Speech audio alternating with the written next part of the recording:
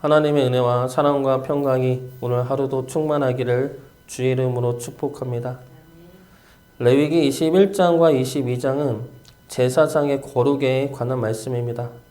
그 중에서 지난번에 본 말씀은 제사장이 가져야 할 거룩성에 관한 말씀이었습니다.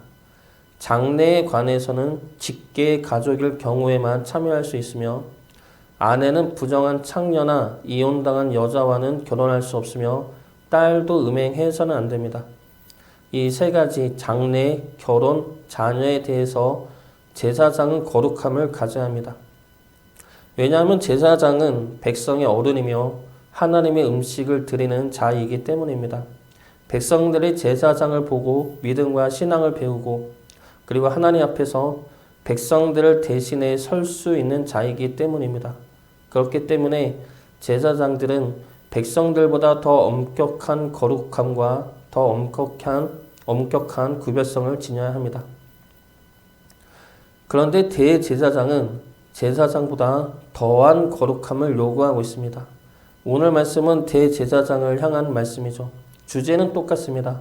장례와 결혼과 자녀에 대한 말씀은 똑같지만 제사장들보다 더 엄격한 거룩성을 요구하고 있습니다. 그러면서 강조하시는 말씀이 속되게 하지 말라라는 말씀을 하십니다. 성소를 속되게 하지 말고 자녀를 속되게 하지 말라 말씀하십니다. 이것이 대제사장에게 원하시는 하나님의 마음이라는 것이죠. 대제사장이 거룩함을 가질 때 하나님의 성소는 귀함을 받게 되고 하나님의 말씀은 높임을 받게 됩니다. 대제사장이 거룩함을 유지할 때 하나님의 은혜와 사랑과 구원의 능력이 찬양을 받게 됩니다. 그러나 대제사장이 거룩함을 잃으면 하나님의 그 모든 능력과 은혜는 속되게 됩니다. 값싼 은혜가 되고 마는 것이죠. 이것은 지금 우리 믿는 이들에게도 주어지는 말씀들입니다. 우리 믿는 이들이 세상 속에서 거룩함을 잃게 되면 어떻게 됩니까? 하나님의 이름이 속되게 되죠. 높임받고 찬양받아야 할 하나님의 말씀과 은혜와 사랑이 우리 믿는 이들로 인해 무시받고 멸시받게 됩니다. 우리가 거룩함을 잃게 되면 하나님이 속되게 된다는 것이죠. 그러므로 우리는 거룩함을 잃지 말아야 할 것입니다. 우리의 거룩함이 하나님의 영광과 찬양이 될 수 있기를 주의 이름으로 축복합니다. 그러면 대제사장이 가져야 할, 거룩해져야 할 삶의 모습은 무엇입니까? 먼저 대제사장은 자신의 사명을 거룩하게 지켜내야 합니다. 장례가 났을 때 제사장 같은 경우는 직계 가족일 경우에만 장례식에 참여할 수 있습니다. 그러나 대제사장은 어떠한 경우에도 직계 가족일 경우에도 장례식에 참여해서는 안 됩니다. 왜 그렇습니까? 만약에 장례식에 참여한다면 부정한 자가 되어 제사를 지낼 수 없게 되기 때문입니다. 대제사장에게 주어진 사명은 성소를 지키고 제사를 드리는 것입니다. 하나님과의 관계를 지켜나가는 것이죠. 그런 관계를, 그 사명을 부정함으로 끊지 말라는 것입니다. 그래서 하나님은 대제사장에게 부정으로 사명을 잃지 말라 말씀하시는 것이죠. 우리에게도 하나님에게 받은 사명들이 있습니다. 그 사명들은 우리 힘이 아니라 하나님의 힘과 능력으로 이루어지게 될 것입니다. 그러나 그 사명을 위해 우리 역시 거룩해져야 할 것이죠. 부정함이 우리의 사명을 막게 해서는 안 될 것입니다. 인간적인 욕심과 게으름으로 세상적인 타협들로 우리 사명을 속되게 해서는 안 된다는 겁니다. 우리에게 매일매일 주어지는 사명이 지치고 힘들고 아무도 안 안아주는 것 같고 매일 한다고 해서 특별히 달라질 것 같지도 않고 다른 이들은 편하게 하는 것 같은데 우리들만 고집스레 하는 것은 아닌가 싶기도 하고 이러한 마음들이 있을 것입니다. 그래도 어떡합니까? 우리에게 주어진 사명이 하나님에게 받은 것이라면 사람들이 몰라서도 하나님 앞에서 행해야 하는 것이 아니겠습니까? 하나님 바라보면서 하나님에게 받은 사명을 거룩하게 지켜나갈 수 있기를 주의 이름으로 축복합니다. 두 번째로 대제사장은 가정을 거룩하게 지켜내야 합니다. 제사장은 부정한 창녀나 이혼당한 여인과 결혼을 하면 안 됩니다. 그러나 대제사장은 이러한 여인들은 물론이고 과부까지도 결혼해서는 안 됩니다. 대제사장은 순결한 처녀와만 결혼을 할 수가 있습니다. 이것을 신학적인 의미로 본다면 세 가지로 볼 수가 있습니다. 먼저 순결한 처녀는 그로 인해 예수 그리스도의 탄생을 예표한다고 볼 수가 있습니다. 동정녀를 통해 예수님이 태어나신 것을 예표하며 그로 인해 순전한 제물이 되실 수 있었음을 증거하는 말씀이죠. 그리고 두 번째 의미는 이 순결한 처녀가 교회를 가리킨다는 것입니다. 고린도 후서 11장 2절 말씀입니다. 내가 하나님의 열심으로 너희를 위하여 열심을 내노니 내가 너희를 정결한 처녀로 한 남편인 그리스도께 드리려고 중매함이로다. 이 처녀는 교회이고 우리들이며 우리들의 정결은 하나님의 은혜로 입혀진 정결과 순결입니다. 그래서 하나님의 은혜로 우리를 정결한 주의 신부로 삼아주셨다는 것이죠. 세 번째 의미는 대제사장과 그의 아내 자체로 거룩한 제물로 서게 하기 위함입니다. 대제사장은 백성들을 대표해서 그들의 죄를 지고 하나님께 나아가는 자이죠. 그렇기 때문에 누구보다 깨끗하고 정결해야 합니다. 그래야 죄를 사하는 제물로서의 사명을 이뤄낼 수 있기 때문이죠.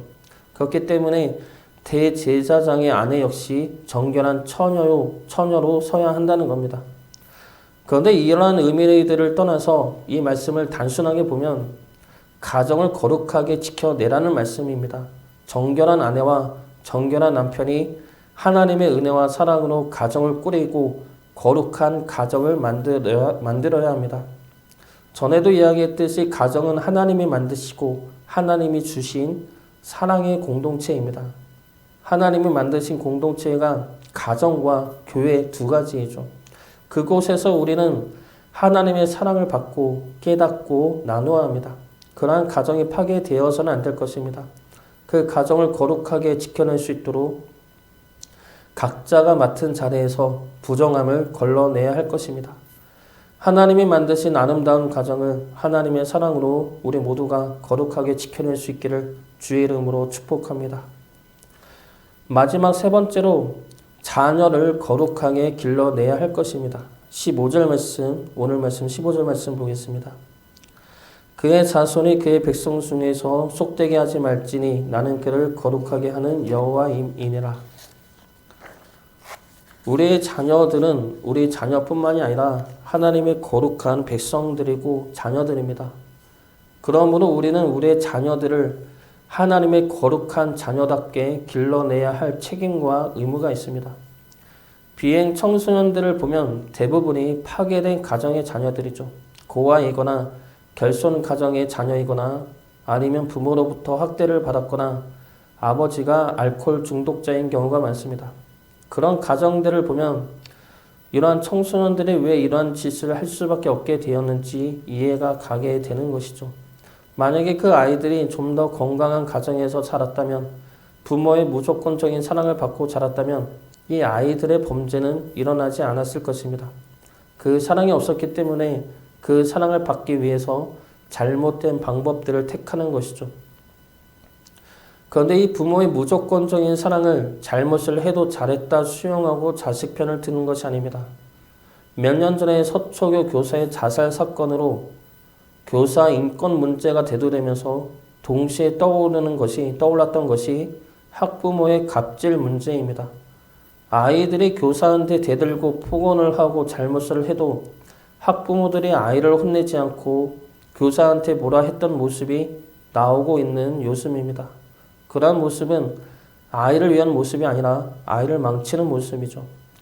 우리 믿는 이들은 하나님의 자녀들을 하나님의 백성으로 길러내야 합니다. 하나님의 말씀을 알게 함으로 우리 아이들이 어떠한 길을 걸어가야 하는지를 알려주어야 합니다. 무조건적으로 아이들 편에서 무엇을 해도 잘했다는 것이 아니라 옳고 그름을 알게 하고 무엇이 하나님의 길이며 하나님의 마음인지 알게 해 주어야 합니다. 그러나 그 모든 훈육을 사랑으로 해야 한다는 것이죠. 사랑하기 때문에 사랑으로 가르치며 사랑으로 알려주며 이해해주고 믿으며 하나님의 자녀된 길을 알려주어야 한다는 겁니다. 하나님이 우리를 그렇게 가르치시고 이끄셨습니다. 하나님이 우리를 사랑하시죠. 그 사랑으로 우리를 하나님의 백성으로 만들어내고 계십니다.